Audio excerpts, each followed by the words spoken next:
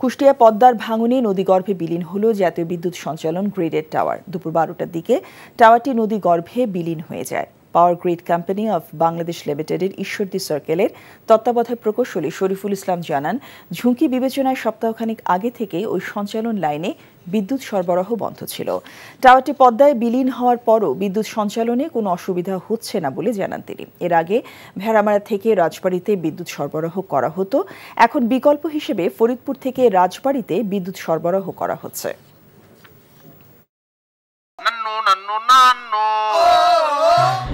अरे सब तरह का ब्रांडेड गुला और बहुत सो ब्रांडेड क्या पा bisa কত বিক্রি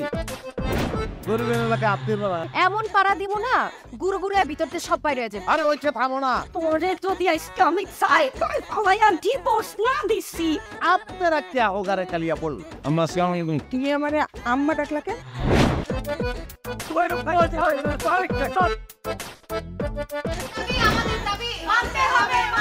মামু তুমি জজ্জাল মাইয়া রে, কোনদিন স্বামীর মুখ দেখাও না মামু। আমি আপনারে আমি দেখে নিব। হাতে লাগে বেতারে হাত ছাইরা দাও সোনার চাচারে।